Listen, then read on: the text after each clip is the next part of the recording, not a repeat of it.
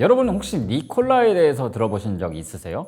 몇 개월 전에 파산을 했던 수소 연료전지 트럭 업체였죠. 한때는 제2의 테슬라라고 불리기도 했었고요. 그런데 이 기업뿐만 아니라 루시드 그룹도 그렇고 리비안도 그렇고 피스커도 그렇고 뭐 온갖 미국의 전기차 스타트업들이 죄다 지금 다 안 좋은 상황입니다. 그래서 보면 미국의 전기차 업체 중에서는 겨우 테슬라 정도만 살아남고 있는 상황이고요. 자, 그럼 한때 이렇게 뜨겁게 타올랐던 미국 전기차 스타트업 업계가 왜 지금 이런 상황에 처한 걸까요? 머니스토리의 김밥입니다. 몇 개월 전에 파산을 선언했던 니콜라 같은 기업은 전기차 트럭에 좀 집중한 곳이었습니다. 일반적으로 전기차들 하면 대부분 다 승용차, 자가용차 뭐 이런 쪽에 많이 포커스를 맞췄는데요. 보통 이제 트럭이나 화물 물류 운송용으로 전기차를 만드는 곳은 거의 없었어요. 니콜라가 거의 유일하다 할 수 있는 상황이었고요.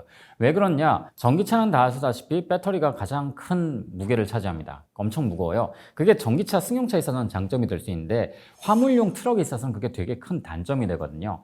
왜냐면은 화물용 트럭들은 기본적으로 싣고 다니는 화물의 무게가 어마어마합니다. 차체 무게가 무거우면 무거울수록요, 싣고 다닐 수 있는 화물 운송량의 무게가 제한되는 거예요. 그래서 보면 지금도 가장 화물 트럭에 많이 쓰고 있는 에너지원은 가솔린이 아니라 경유죠. 왜냐면은 워낙에 저렴하기도 하고 힘이 엄청나게 좋으니까요. 힘이 엄청나게 좋기 때문에 이것만큼 적절한 에너지원이 없는 거죠. 자, 그런데 이걸 화물용 트럭을 전기차로 하려면은 아무래도 정말 엄청나게 많은 에너지가 필요하다 보니까 그만큼 배터리가 무거워질 수밖에 없어요. 근데 배터리가 그만큼 많이 실어 놓으면은 그만큼 화물을 많이 못 싣게 되거든요. 생각해 보세요. 전기차는 초반에 사람들이 뭐 이런 단점이 많았어도 그냥 눈 감고 넘어갔어요. 왜냐면 그 자체로 내가 뭔가 얼리 어답터가 된다는 느낌, 뭔가 최신 기술을 쓴다는 느낌. 그래서 전기차 같은 경우는 약간의 사치제에 가까웠거든요. 근데 화물용 트럭은 그렇게 사치제로 쓸 수가 없었어요. 테슬라 가지고 있는 사람, 테슬라 한 대만 가지고 있냐? 보통 차 여러 대 가지고 있는 경우가 많습니다. 보통 두세 대 이상이에요. 그런데 그 중에 하나로 전기차도 쓰는 거죠. 그런데 화물 트럭은 여러 대를 가지고 있는 사람은 없습니다. 운송회사가 아닌 이상이야. 왜냐면 개인 화물 트럭은 본인들이 이제 화물 트럭 운송해서 그걸로 돈을 벌어먹고 사는 사람들이 있잖아요. 그렇기 때문에 실용성이 가장 중요하거든요. 그렇기 때문에 전기차의 단점이 부각될 수밖에 없는 상황인 거예요. 자, 그런 상황에서 니콜라가 어떤 대안을 제시했냐? 수소 연료전지 트럭이라는 걸 개발했습니다. 수소 연료전지는 이것도 전기차 일종인데요. 조금 다르긴 해요. 전기차 같은 경우는 일반적으로 배터리에다가 거기에서 이제 전력을 충전해가지고 지금 뭐 핸드폰 배터리 충전하는 것처럼 그런 식으로 충전을 한 후에 이용하는 방식이라면요. 수소 연료전지 트럭 같은 경우는 거기에 연료전지가 달려 있습니다. 연료전지에 에너지원인 수소를 넣는 방식이에요. 이걸 어떻게 하냐? 트럭에 그 수소 연료전지가 있어요. 거기에 연료를 주입한 겁니다. 그 연료가 바로 수소고요.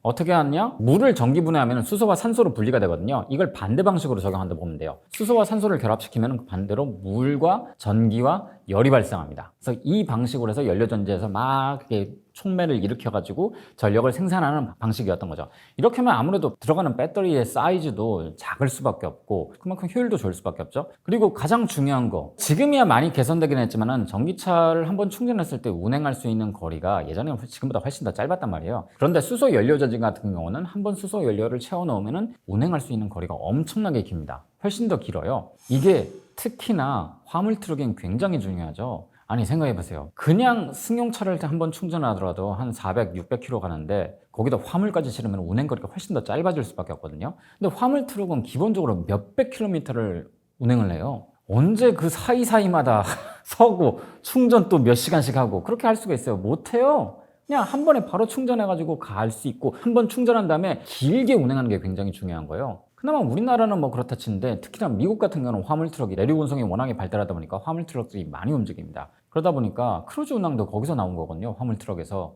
왜냐면 그냥 길 쭉 일직선이니까 그냥 핸들 틀 필요 없이 크루즈 걸어버리고 그냥 놔두는 거예요. 또 잠도 자고 뭐 좀 쉬기도 하고. 그러니까 그런 식으로 시간이 생명인 게 바로 화물 트럭이고 화물 트럭 운수 쪽이기 때문에 틈마다 설 수 없기 때문에 바로 이런 수소 연료 전지 트럭이 각광을 받았던 거죠. 이게 만약 가능하다면 차세대 테슬라가 될 수 있을 것이다 가지고 막 극찬을 받았던 거예요. 근데 어떤 일이 벌어졌냐? 개발이 생각보다 별로 진척이 안 됐어요. 그러다 보니까 니콜라에서 뭘 올렸냐? 영상을 올립니다. 수소 트럭이 실제로 운행을 한 장면을 보여줬어요. 그걸 보고 진짜로 이게 되네? 그래서 사람들이 생각이 바뀌었고 그것 때문에 상장까지 하게 됐습니다. 그런데 그게 실제로는 어땠느냐? 경사 위에다 끌어올려 놓고요. 배터리가 이런 거 다 빼버리고 그냥 기어 중립 놓고 풀어놓고 경사 위에서 쭉 내려가게 만들었어요. 그거를 좀 화면을 좀 돌려가지고 그렇게 만든 거예요. 한마디로 조작된 영상이란 거죠. 그게 알려지고 나서 단번에 니콜라는 모든 시장에서 신뢰를 잃어버렸습니다. 아, 얘네들 이렇게 구라를 쳐가지고 제품을 생산하는데 그럼 얘네들이 생산한 제품을 어떻게 믿어요? 뭐 나중에 어떻게든 이제 니콜라 측에서 창업자를 이제 해고해버리고 소송으로 보내버린 다음에 실제로 제품 개발에 들어가긴 했어요. 근데 문제는 너무 비싼 거예요. 일반적인 화물 트럭 한 대 가격에 비해서 기본적으로 한 3배, 4배까지 비싼데 문제는 그것도 니콜라에서 손해를 보고 만드는 가격이었던 거죠. 아니 그러니까 트럭을 가지고 운행하는 사람들 입장에서는 생각해보세요. 경유 트럭보다도 한 2~3배 이상씩은 비싼데다가 게다가 수소 충전소도 잘 보이지 않아요? 또 운행 거리도 생각보다 짧아요. 아, 이걸로 경유를 넣었으면 한 번 충전해가지고 몇백 킬로씩 뭐 훨씬 더 많은 거리를 갔을 텐데 게다가 중간에 만약 충전소 못 찾아 퍼지면 어떡할 거예요? 감당이 안 되는 거예요. 내가 그걸로 돈을 벌어먹고 사는데 그걸로 감당이 안 되는 거예요. 그러다 보니까 아무도 니콜라이 트럭을 사지 않았죠. 그러다 보니까 개발 단가 더 올라가고 생산비도 더 올라가고 결국엔 그게 악순환이 되다 보니까 니콜라가 결국엔 파산을 하게 된 거예요. 정확히 말하면 파산 보호 신청이죠. 근데 파산 그걸 누가 살릴 수 있을까 싶습니다. 아무튼 뭐 지금 다른 것들도 비슷합니다. 피스커도 있고요, 루시드도 있고요, 리비안도 있고요. 한때 뭐 떠오르는 기업으로 각광받으면서 주식시장에서 막 거래되던 전기차 스타트업들이죠. 근데 지금 그 기업들 죄다 상황이 안 좋아요. 테슬라 정도나 이제 돈을 벌지 나머지는 뭐 지금 다 거의 뭐 되게 안 좋은 상황입니다. 거기도 뭐 곧 파산 보호 신청을 할 거라는 얘기들이 많죠. 결국엔 문제는 그런 거예요. 이 공통적인 문제는 그런 거예요. 일단 생산 역량이 안 되는 거. 아무리 중국 공장하고 이제 같이 협업을 하더라도 생산 역량이 안 되고 일단 잘 팔리지 않고 전기차가 지금 이제 캐즘에 들어간 상황이잖아요. 왜냐면은 사람들이 지금 어느 정도 얼리 어답터들은 어지간하면 다 산 상황이에요. 그리고 얼리 어답터들은 기왕할 거면은 약간 프리미엄 이미지를 가지고 있는 테슬라를 사지 이렇게 아직 검증되지 않은 브랜드를 사는 거 조금 안 내킨단 말이에요. 그러다 보니까 안 사다 보니까 생산 역량도 모자란 데다가 사람들이 별로 사지 않으니까 수요가 높지 않아가지고 한 대당 생산비가 엄청나게 높아요. 팔면 팔수록 손해인 거예요. 그런 상황이 되다 보니까 더 안 좋아지는 거죠. 게다가 자금도 부족하니까 뭐 개발 역량도 부족하고 이런 게 악순환이 되면서 지금 이제 뭐 점점 안 좋아지는 거죠. 또 그리고 제3의 원인으로는 중국 전기차가 있는 것 같아요. 요새 중국 전기차가 엄청나게 전 세계적으로 공세를 펼치고 있죠. 전기차를 살 거면은 고급으로 살 거면 테슬라 가고 아예 저렴하게 할 거면 중국 전기차를 사는 게 일반적입니다. BYD 같은 것들요.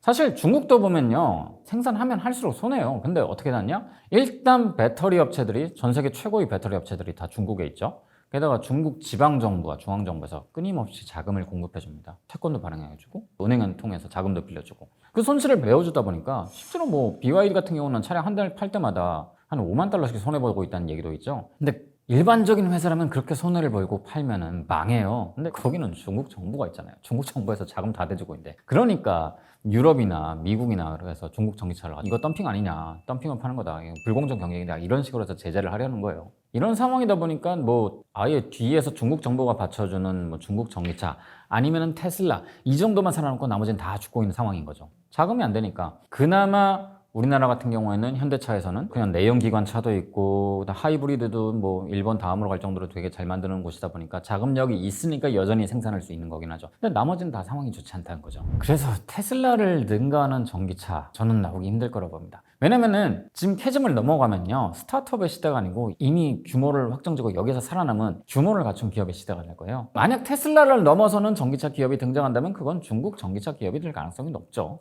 모르겠습니다. 뭐 지금 기술적인 한계를 언제 극복할 수 있을까가 지금 전기차 시장 그리고 배터리 시장의 관건이 되고 있는 것 같아요. 그리고 이걸 어떻게 넘기느냐, 그때까지 얼마나 잘 살아남을 수 있느냐가 진짜 관건인 것 같고요. 원래 다 그런 것 같아요. 새로운 기술은요 처음에 딱 등장했을 때는 엄청나게 주목을 받아요. 근데 그 이후에 이걸 어떻게 실용성 있게 시장성 있게 적용할 수 있냐가 정말 가장 핵심적인 거냐, 여기서 되느냐 안 되느냐가 대중화 되느냐 아니면 그냥 꺼져버리냐를 결정하는 건데 그 과정에서 굉장히 많은 기업들이 사라집니다. 지금 현재는 그런 단계인 것 같아요. 사실 전기차뿐만 아니라 모든 산업이 다 이런 일을 겪고 있거든요. 그래서 많이 정리가 될 것입니다. 그 와중에 살아남고 체급을 갖추고 뭐 경제성을 갖춘 기업들만이 살아남아서 앞으로 시장에서 경쟁할 수 있게 되는 거고요. 그런 점에서 저는 참 현대차 욕하는 사람들이 많지만 저는 현대차가 계속 잘해줘서 살아남길 바라는 바입니다. 왜냐면은 현대차가 고용하고 있는 인력만 해도 얼마예요? 좋게 봐주세요. 중요합니다. 자, 오늘은 무너져버린 비운의 전기차 기업들 그리고 니콜라에 대해서 얘기를 해드렸는데요. 혹시 이 주제에 대해서 더 궁금하신 분이 계시다면 댓글로 남겨주시고요. 다음엔 또 다른 재밌는 주제로 찾아뵙도록 하겠습니다. 안녕히 계세요.